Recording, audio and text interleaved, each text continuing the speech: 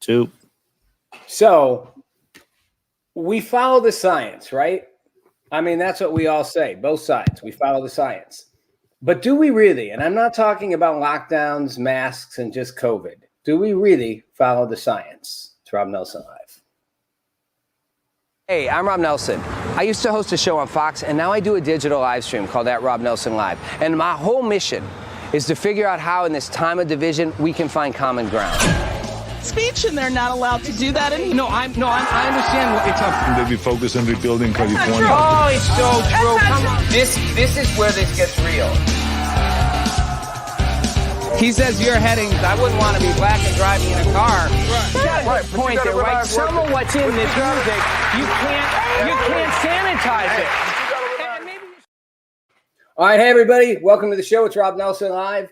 I'm Rob Nelson here in our virtual studios in Los Angeles. Crafty is also in the virtual studios in Los Angeles, our dual virtual studios. But we'll be in Florida next week again. Welcome to the show. Whatever platform you guys are streaming on, from Facebook to, we had a lot of Facebook users in the last show. Thank you to Reddit.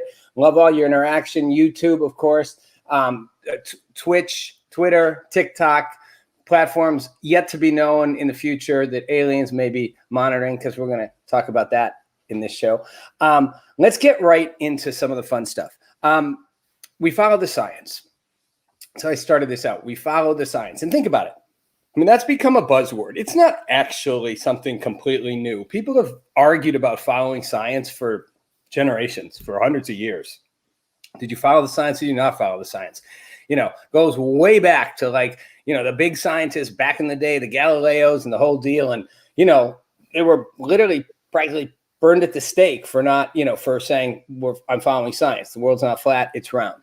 But, you know, we now in our current day, really in the last year, have gotten into this obsession about following science. And it really started like a few years before that with this kind of battle. It became very politicized, you know, with people more on the left saying we follow the science and accusing people on the right of not following the science, even sometimes just calling them, you know, all a bunch of, like, you know, Bible hugging, you know, middle of the country, gun toting Bible huggers who didn't follow science. And when it came to COVID, science and following science became a huge deal for people, right? I mean, the whole battle over masks and lockdowns and, you know, back and forth we went, and we're still in it, right? I mean, you know, the science keeps changing. As I've said so many times, science evolves, and around something like a pandemic, of course, science evolves, so it changes. But even within the science community, the science has gotten convoluted. Thus the whole thing now with, like, masks and, you know, vaccinations, and vaccinated people, you know, still should wear masks. And then the CDC says you don't have to wear masks. And, oh, okay, so now, right? Because it would make sense, right? And as I've said, if you're vaccinated, honestly, if you're vaccinated, you don't have to worry about what anybody else does. You don't have to worry about who's around you. You don't have to worry about if you have a mask on, if they have a mask on, if they're not vaccinated. Because if you're vaccinated, the chances of you getting COVID are like, that's science.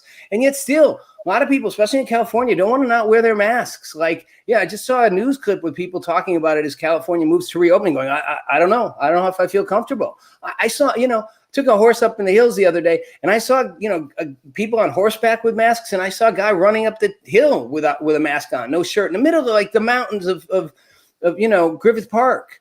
And it's like, really? Like, it's no longer about science. But that science battle is one that's hyper politicized. And I'm talking about a bigger area where we don't honestly follow science. And that has to do with, well, think of it this way. There's a couple of areas where we just conveniently seem to have dropped science. One of them is around death, right? Death, theoretically, right? You die, you're done. If you ask people, I bet half of you out there believe in reincarnation, or believe in life after death of some kind, or believe in a heaven or a hell.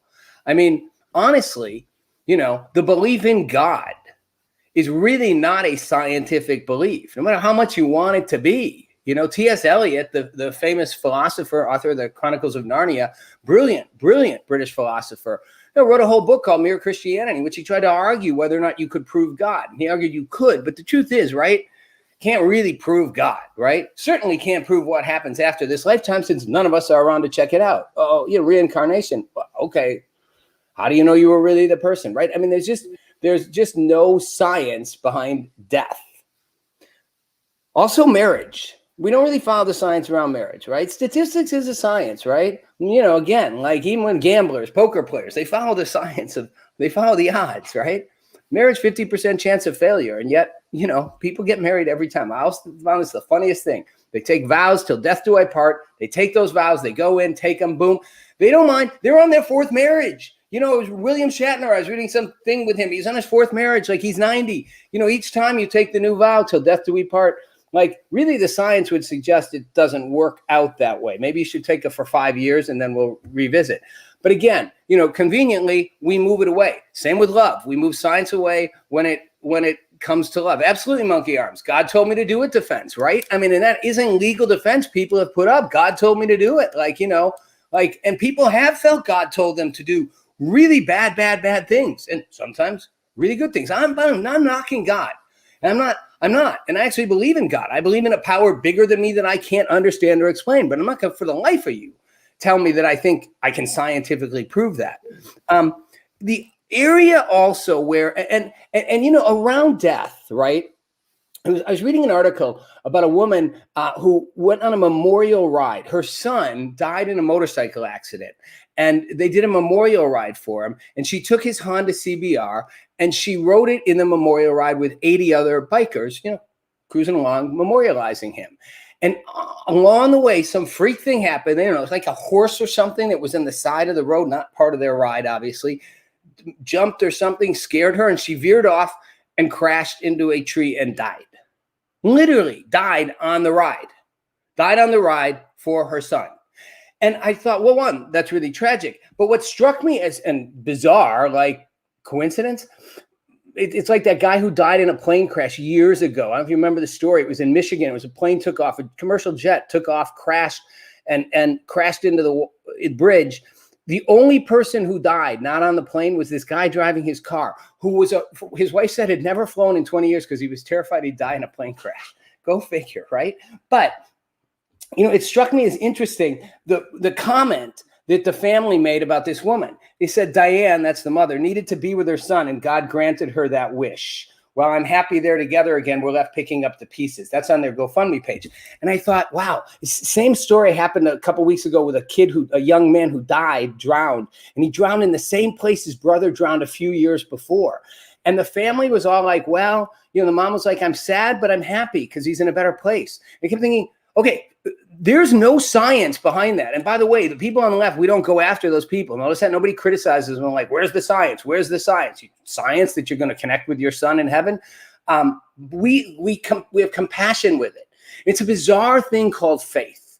And it may be that you're literally moving, you're justifying, right? Losing, I've lost so many people to death in my life. Like, it's a horrible thing, right? The easiest thing is to go there in a better place. They're somewhere good, but hardly scientific. Hardly science at all, which led me to the whole thing around faith, because faith is a bizarre thing that the very people who talk about science frequently talk about faith. I mean, Nancy Pelosi talks about her faith all the time, right? I mean, granted, she does it a little, she's not doing it tongue in cheek, but you can see the political cynicism in it when she's like, I prayed for Donald Trump every day. But I believe she's probably religious, and her Catholicism and all that, but talks about her faith. Our political leaders constantly talk about faith. We constantly say, God, every speech, no matter who you are, left, right, center, God bless America, God bless our troops, God bless this, God bless that. Okay.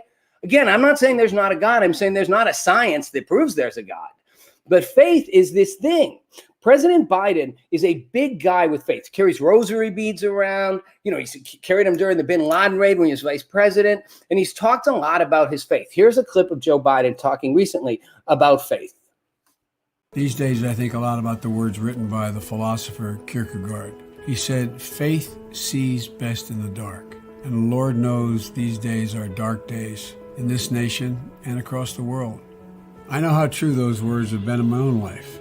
Faith is what helped me get through the loss of my wife and daughter in a car accident some 47 years ago, and through the loss of our son, Bo, to cancer in 2015. And for many, faith will help us get through this crisis that grips this nation today. So what's my point? Well, okay, faith is not science. And yet you have the president, and what I'm pointing out because it shows how distinctly politicized we make things. When we say follow the science, follow the science. A lot of people on the COVID stuff are trusting some instinct they have, and you can go, they're wacky, they're crazy, you know, they're living in a delusional thing. But when Biden talks about his faith, and he means it, the man's talked about faith his whole life, and I'm not knocking it. Faith is powerful. It got him through the tragic death of his wife and young son. It was like right the day before the election to his first Senate office, or the day before he got sworn in, like horrible, you know, and how we get through faith through COVID. We get through COVID, through the pandemic with faith, but yet we got to follow the science. And the reason I point that out is because he said faith is seen best in the dark. You know, Apostle Paul wrote in Corinthians, the definition of faith, which has been, I think, the best definition I've ever heard. Faith is the substance of things hoped for, the evidence of things not seen. Think about that for a second. Faith is something you hope for. It's the substance of what you hope for. It's the evidence of what you can't see. By definition, you cannot prove faith. If you could prove it, it's not faith. When people go, you know, I have faith, they're counting on something working out. But when people go, you know, I proved my faith, you can't prove your faith. Faith is believing in something you cannot prove.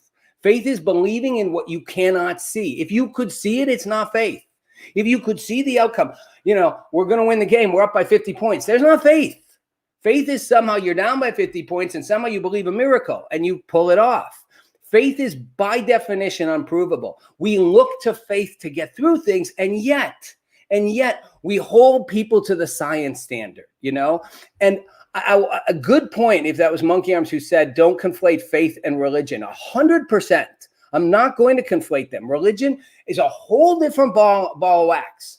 But at the same time, don't separate faith and religion as much as you might want to, because the truth is we tend to throw people who are religious under the bus, especially if they're conservative Christians, right? But they're driven by a faith. Their religion aside, and again, I think non-denominational Christian faith is pretty pretty unstructured in the sense it's not full of a lot of tenets and dogma. You know, Catholicism might be. But the reality is, I'm not conflating faith and religion. I'm saying faith by definition isn't science. You know, Einstein famously, when arguing around relativity versus quantum physics with the quantum physicist Niels Bohr, who discovered quantum physics, argued quantum physics sort of rearranges everything. And Einstein said, God doesn't play dice with the universe. And Niels Bohr famously said, stop telling God what to do. But the point is, right, both these genius scientists had a belief in faith. Einstein, more than Niels Bohr, had a belief in God. And I'm saying there's anything wrong with that. I'm simply saying we get stuck in our notions about science and the absolutism, when in reality, most of what we do is driven by something else. It's driven by faith. It's driven by intuition. It's driven by inner things. The most powerful things for us: love, death, big life choices, intuitions. How many amazing things happen because somebody trusted their gut? I went with it. And yet we fixate on science, and we fixate on science more now than we ever had because of COVID and politics. That's my point. We were not as fixated on science all the time. We become absolutely fixated on science, like obsessed with it, as if it's this thing that just carries us through. And yet we don't even really follow it half the time. Which leads me to Dr. Fauci. Okay, before I go to Dr. Fauci, monkey arms, because I use Christianity to try and dictate social issues. 100% true. But at the same time, what I'm going to say to flip that is, many on the left use science to try and dictate social issues. And you can say, what's the difference? And that's my point. They're both equally powerful forces. Science and faith are incredibly powerful forces, and each are valid in their own way. And even to the level of COVID, some people want to operate in a certain way. They feel freedom. They feel independence from being told what to do. They feel being able to make their own choice is more important than following a mandate. They felt like coming together and having church was more important than risking not spreading COVID. And you can go, that's crazy. But it's not if you consider faith as powerful as science in its own way. And faith and science are equally powerful forces, and neither one of them is absolute. Science is something we lay out empirically and can prove. Faith is something we can't prove, but we rely on often above all else. When you've got stage 4 cancer and there's no hope for you to succeed, you don't go, I'm screwed, I'm done, the science says I'm over. You go, we're going to fight this and win. And people do. They fight it and they win. Not always. Medical science has even proven that the state of mind, someone's mental state alone, can alter what their body does. So faith is more than just a random thing. It's a force within us. Now, to Dr. Fauci, because we're back to follow the science. So Dr. Fauci, for a long time, along with many people, said, let me jump back. I'm going to just bounce back and forth here. J1087 on Reddit. So I believe in Jesus, ashamed of how Christianity has shown its true colors. Again, that's your experience, and I respect that. Again, to lump everything as all of American Christianity. I saw, and I'm not a religious person, but I saw a lot of Christians. I saw a lot of people of all different faiths, but just to say Christians, when I was working with, different groups and people in the South and stuff, and the Baptist community, non-denominational community around a lot of inner city issues and stuff, I saw an incredible amount of love and compassion coming out of people. So I think it goes both ways. But science isn't fake. Science is real, but we cherry pick the science we want. To Dr. Fauci, who, again, what I hate about Dr. Fauci is that he cherry picks his science, and he does it when he wants to. For the last 14 months, Dr. Fauci has stood by, as many have, and again, it got politicized, saying that COVID was a natural origins. It wasn't didn't come out of Wuhan, didn't come out of the lab in Wuhan, the Institute of Virology lab, that it was man-made, transferred between species, a bat or rat or whatever got in a food market, and it spread. And they stuck to that. And they stuck to it more and more as Donald Trump, when he was president, rammed home the China stuff, right? So sort of it was like, China, we're not going to pick on China. It was an accident. And they argued it forever. They argued it was natural. Here's a clip, just a recent clip of Dr. Fauci talking to a National Geographic reporter about how come it's natural origins of COVID. If you look at the evolution of the virus in bats and what's out there now, is very, very strongly leaning towards this could not have been artificially or deliberately manipulated. A number of very qualified evolutionary biologists have said that everything about the stepwise evolution over time strongly indicates that it evolved in nature and then jumped species. Okay, that's the science right there. That's America's leading scientist, certainly the leading scientist in the Biden administration, and saying, there it is. The evidence is there. The scientists have proven it. And it's a narrative they've driven and run down forever, because politically they don't want to accept a different outcome. This is where we have a problem with the select cherry picking of the science. They don't want a different outcome. They want it to be naturally caused. Unfortunately, just the last couple days, Dr. Fauci suddenly had a change of heart. And I have a little headline for you. Fauci bombshell. Pop that headline up, Crafty. Fauci bombshell. Not convinced. There we go. Fauci bombshell. Not convinced COVID-19 developed naturally outside Wuhan lab. I think we should continue to investigate what went on in China. Okay. This is a big deal. It was covered in a lot of the media. Fauci literally did an about face. That other interviews like a couple of weeks ago, and he's been saying it the whole time. He got in these huge fights with Rand Paul, the senator, about, what was going on in the Wuhan lab. The WHO did a whole thing, corruptly kind of hid away, and said, no, there's no evidence it came out of a lab, right? They were really stuck on it, and a group of prominent scientists changing America, that's where that headline was from, came out and said, we need to investigate where this came from. The CDC found that young adults and adolescents, a number of reported heart inflammation after their second dose. This is not me saying you shouldn't get a vaccination, but they believe the heart inflammation wouldn't make sense with something that was natural, that it would make more sense if it was something that was man-made. Jen Psaki, Biden's press secretary, said when asked about Fauci's change of heart and the whole thing, said that the Biden administration is concerned that China has not been transparent from the beginning. Really shocking. This just out. China wasn't transparent. The Wall Street Journal reported a while ago that 3 scientists in the Wuhan Institute of Virology in November 2019 got sick and had to be hospitalized. All of this kind of got brushed over, with Fauci now coming out saying, I'm not convinced anymore that it's of natural causes, and saying, I'm perfectly in favor of any investigation that looks into the origin of the virus. Okay, Monkey arms, I am not cherry picking Fauci statements, but that's a perfect example of where I want to go with this. I'm showing you Dr. Fauci very clearly for the last year, and you can go find 50 other versions of it, but that's a recent one saying very clearly it is a natural origin. COVID was a natural origin. There's other clips, other interviews where he literally shoots down the notion and says it's highly unlikely it came out of a lab, highly unlikely. But this one, he really goes to the mat and says, here's why.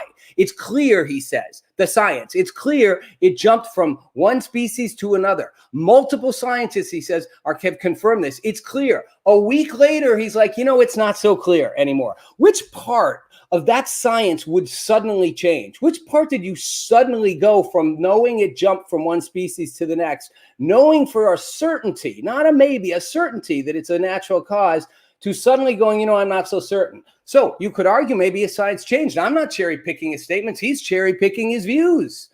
Maybe the science did change, but then he shouldn't have been so confident before. The politics didn't change. Well, the politics did change as Trump's no longer president, and it's now okay to criticize China. But let's be honest, okay? Let's really look at what this is really at core about, Grover Cleveland always shares some responsibility, Apprehensive Fly. For those of you just tuning in, Apprehensive Fly loves to have us ask what Grover Cleveland would do. Go Google Grover Cleveland after the show, of course, and you'll find out why. He's an oddball president and how he became president twice. So here's the thing, though, right? And I am cherry picking what Fauci's saying in the sense that I'm picking selective things, but I'm not really. Like, he said one thing for a year and now he's saying another. And they all said one thing for a year because they didn't want to criticize China. Why not? Partly because Trump made it the China virus. Sure. They were worried about what? Making China look bad, but the Biden administration's come out and said China hasn't been transparent. As I said, shocker. Here's the thing.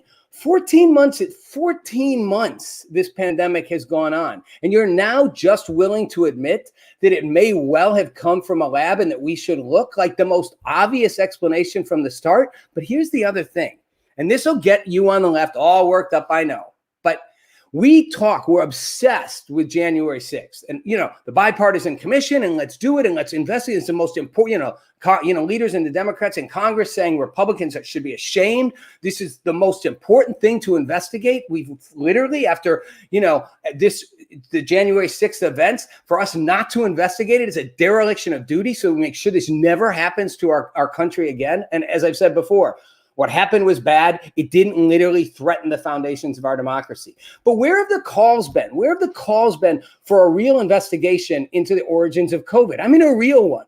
and I'm saying this for a reason. You can say it's just politics, but it's not. The COVID virus literally it destroyed the world economy.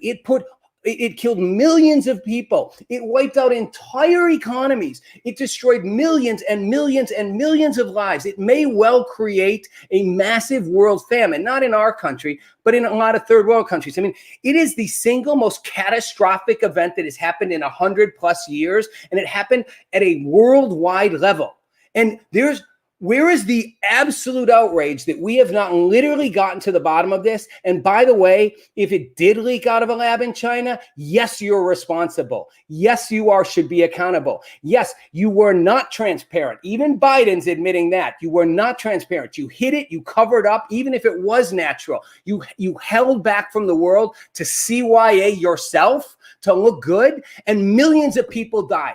That to me is like 100,000 times worse than January 6th. And I'm outraged because we should be outraged that there's no collective demand, a literal, let's find out how the worst thing that happened in a century happened at all costs. Let's do everything we can to get to the bottom of it. But it's like crickets, hardly asking for it. Yes, we should have a little more investigation. Yeah, we should find out. Fauci, yeah, I'm in supportive of finding out. That's what he said. That's what he said 2 days ago. Yeah, okay, I'm of course in favor of an investigation. How about I absolutely demand we do an investigation, and who's ever responsible, and if it's our government, if we funded research in the Wuhan lab that led to this, we're responsible too.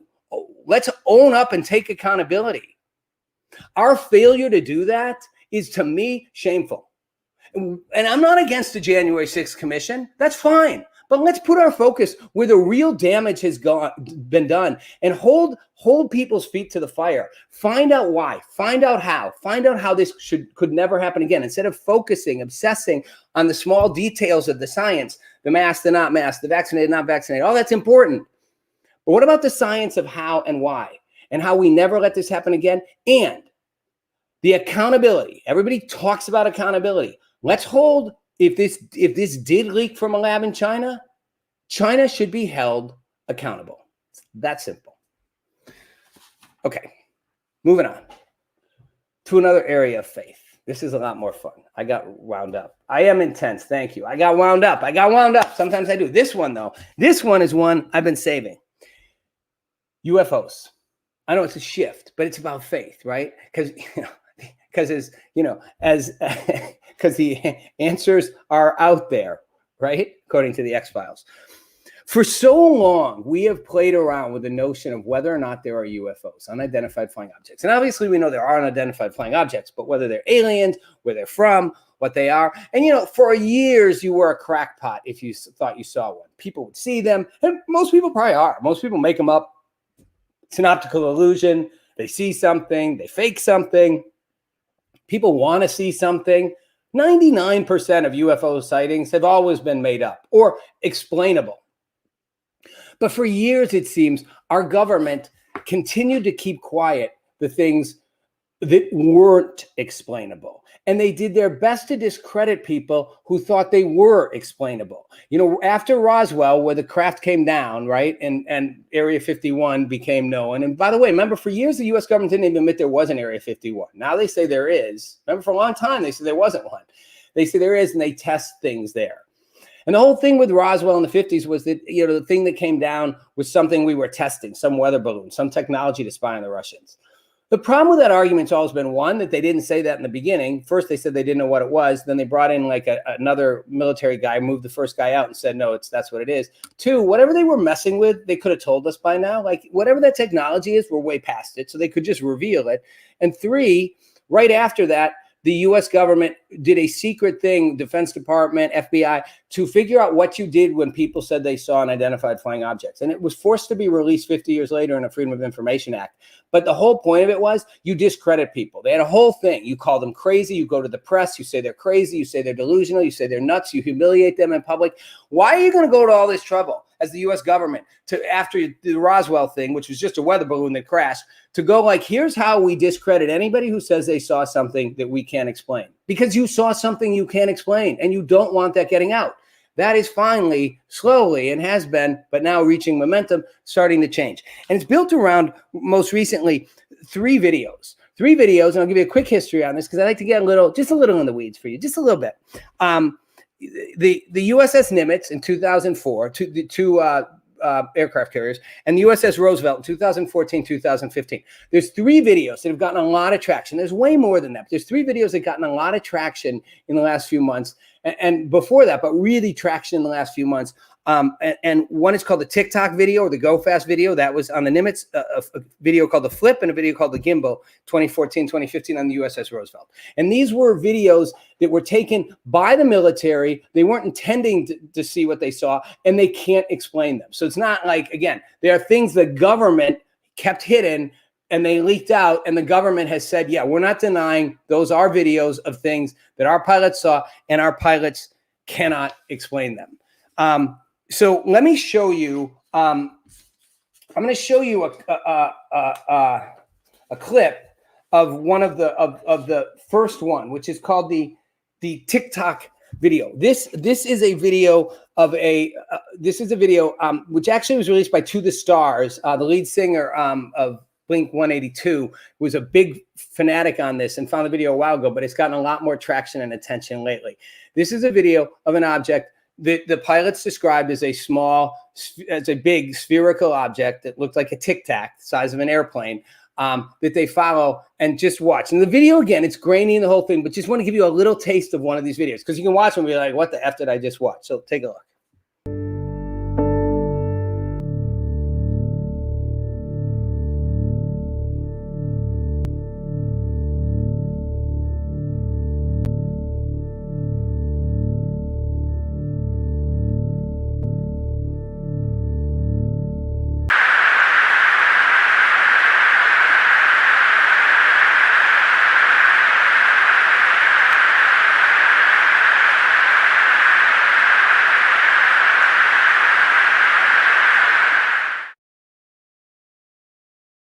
Okay, now that's not fake, right? And I know you mean whatever. See how it just shoots off at the end? It just goes, zoom, shoots off. Okay, what's clear is this is not a fake thing.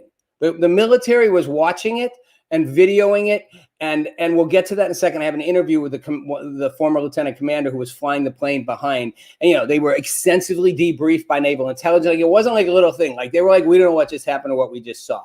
But what's fascinating to me and why I think UFOs are so interesting is because they tie right into this whole notion of what we believe and don't believe. We have a deep there's either people who believe it all and are like ultra conspiracy theorists, or there's a lot of people who literally, no matter what you say, will, thanks, dude, 66226. Thanks for watching. Take your time to come back. Whatever. Lost my train of thought. But, the idea that like it cuts to something deep. There's a inherent part of us, I think, that some of us are indifferent. Some people are convinced, like it gives them a purpose. A lot of people are indifferent, which worries me. How can you be indifferent to something as extra phenomenal as that? And then there's the people who are the deniers. Like you see the COVID deniers, there's the UFO deniers. No matter what you show them, no matter what you say, they say it's not real. Andrew Follett is one of those people. He wrote an article in National Review called "Calm Down, Everyone." I think we have a picture of the article. "Calm down, everyone. The UFOs aren't aliens." Okay, so, and he went to great lengths. The videos disclosed so far all have obvious potential terrestrial explanations.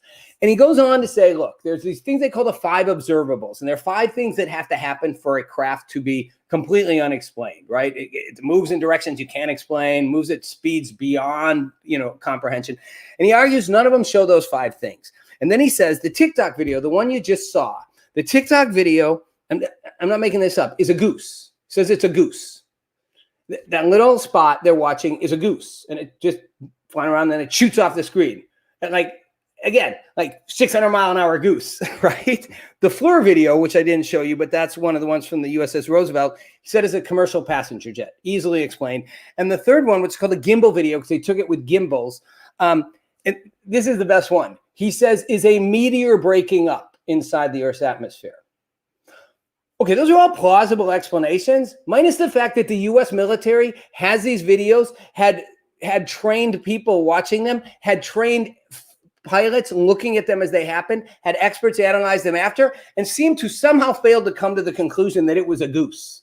Or that they just didn't know there was a meteor shower breaking up. We skipped that, guys. We forgot that there was a meteor shower breaking up in the atmosphere. We sort of missed that on satellite. Like, to discredit. If the U.S. government was saying that, okay, I'd still say they're covering, but you could get it. The U.S. government saying, no, we can't explain this away as some simple phenomenon like a goose. This is the commander, a very brief excerpt of her. She had a fascinating interview with Anderson Cooper because, first of all, she says, I don't want to rely on my memory from 14 years ago because she goes, memory's faulty. It breaks down over time. So analytical about it. She also talks about how she got into all these different groups recently looking at UFOs, both the pros and the cons. And she found one group that's like a religious group about UFOs out there for people like Monkey Arms. And she's like, I don't understand them yet. But she's really trying to understand what happened and piece it back together. But listen to her little excerpt of her conversation with Anderson Cooper. Have you ever had a Tic Tac? It looked like a little oblong, little from our perspective at our altitude, but about the size of a normal aircraft fuselage. We were surprised, unnerved. It accelerated, or it almost didn't accelerate, right? It sort of jumped from spot to spot and tumbled around in a way that was unpredictable. Then it just disappeared. It zoomed out of the picture so fast that we all then were scrambling on the radio. And the whole time we're on the radio with each other, just sort of losing our minds. Oh, yeah, but that was a goose. You see, the lieutenant commander and all the other experts flying that plane and all the naval intelligence people couldn't figure out it was a goose, despite the fact that it was the size, she said, of a fuselage of a commercial airliner. And again, clinically describing, they're all watching it moving super fast, erratically, the whole thing, but it was a goose. Why the need? Why the desperate need to dismiss this as a possibility? Where does that come from? Blink 182, Tom DeLonge, part of an organization, To the Stars, for years has been on this, and he got ridiculed and humiliated and sort of made fun of for years about it. Here's a tweet he had. He put up recently. It's a tweet from way back from 1950s. Jets told to shoot down flying discs. And it talks about how the Air Force is puzzled but no longer skeptical. And he says Air Force knew they were real and were trying to shoot them down. So point of that tweet is merely, people like Tom DeLonge arguing for years. Look, the government's known about this. They've known about it. They've kept it hidden. They've not wanted to tell us for who knows what reasons, but that something's out there. And yet the resistance, the incredible resistance. And then, on the other fun side, there's like people like Demi Lovato who, here's a tweet from Demi Lovato. She's a little wacky. She's in the wacky side of this stuff. She says, I'm calling bullshit on SpaceX excuse. That shit's a UFO, and there's been others that have been seen that are just like it. So that's responding to the fact that SpaceX said that it was one of their things, one of these sightings. But Demi Lovato did a whole thing where she goes into the Joshua Tree and has this whole thing where she's seeing these things, and she just talks in a tweet about like if we could all just meditate for 1 minute, we could make contact. And I'm going, oh my God. But maybe that's faith. But aside from the kookiness of it, there's a seriousness that's finally taken place. Luis Elizondo was a former military officer, and he was the head of the Department of Defense unit that was created. Just a quick backstory. Former Democratic Senate Majority Leader Harry Reid really wondered about all this stuff. This is 20 years ago? And he got together with two senators, the Republican and Democrat, Inouye and Stevens from Hawaii and Alabama, and asked them, because they had appropriations over secret black budget stuff, if they would fund millions of dollars to investigate this stuff. And they right away did. And this guy, Luis Elizondo, was put in charge. He's recently been talking a lot about it, about what happened. And he said, I'm telling you it's real. The question is, what is it? And what are its intentions? This isn't some kooky guy. This is a guy that the top U.S. senators funded secretly, the Defense Department, with millions of dollars to investigate this stuff, who concluded that this stuff is real. Like as many other, and some people are more qualified. The lieutenant commander, when Anderson Cooper asked her, do you think it's UFO? She goes, I'm not qualified to make that assessment. But people like Luis Elizondo are like, this is what we've been studying for 20 years. Former CIA director Brennan, there's two former CIA directors, James Woolsey and Brennan, both have come out and said they think something's there. Brennan actually said, I loved how he put it. It was so convoluted. I think it might be some type of phenomenon that is the result of something we don't yet understand and could involve activity some might say constitutes a different form of life. Simplified down, I think it's something we can't explain, and it may well be extraterrestrial. Okay, that's the former director of the CIA. James Woolsey said something very similar. Also former director of the CIA. These aren't kooks. These guys ran our biggest intelligence community recently. And they're going, there is something there, something we cannot explain. The analysts, the military people, when you hear them, their credibility with which they talk about it is so stunning. And why is it all relevant? Well, because Trump snuck in his COVID relief bill a requirement that the Director of National Intelligence has to report by this June to Congress a full report on what the U.S. government knows about UFOs. And it's coming in June, so there's a lot of attention on it. There also seem to be a lot more sightings. But a number of these videos have leaked. And instead of denying them, the U.S. military and the U.S. government has said, we're not denying them. We don't know what they are. Now, some people argue, okay, well, they're just Russian or Chinese craft that are just, we don't know about. Well, technically possible. Somehow our satellites didn't discover them developing vehicles that can fly faster than anything on Earth, that can move in like this and at 600 miles an hour, start going like this, that can enter the water at 300 miles an hour and not come breaking into shreds. You know, when something hits water, a big object, a plane, right, it blows to shreds, can go into the water and come back out. They've seen all these. Somehow, maybe that's the Russians or the Chinese. Possibly. But what a stretch that we're going, maybe the Russians or the Chinese have developed technology that's not known to us as being possible within our understanding of physics. And they've managed to A, keep it secret, and B, somehow haven't gone out and tried to conquer the world. I mean, come on, the stretch, the reach of that.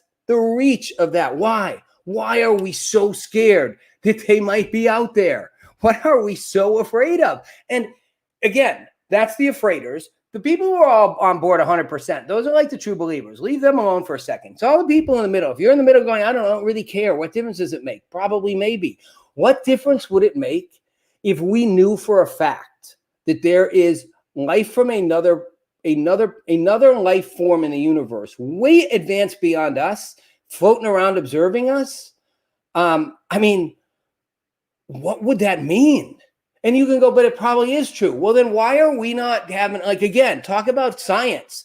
This is where faith and science come together. You can have faith that there's a God, you can't see it. We're seeing evidence of craft that we cannot explain, that do things we cannot explain, that do things that don't fit our laws of physics, that top trained military experts, analysts, pilots, sober-minded are seeing, that former heads of our intelligence agencies are saying, we've seen the videos, there's something out there. We're seeing this. This is no longer just faith. This becomes science meeting the unexplainable. Science we don't understand, meeting a kind of faith, a kind of a, we're not alone in the universe. What would that mean? What does that mean for us and our quote unquote petty little lives, or our own views of how important or self-important we are, or our own, 100-year lifespan?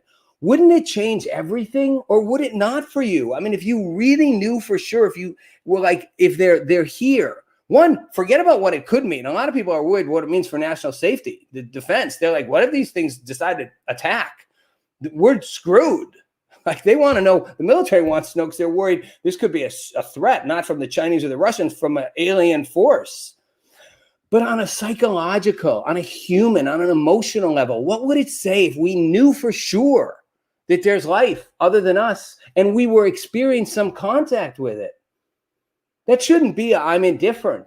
That should be maybe I have to rethink everything. Maybe we have to actually rethink our very science. Something to think about. Thanks for watching. It's Rob Nelson Live.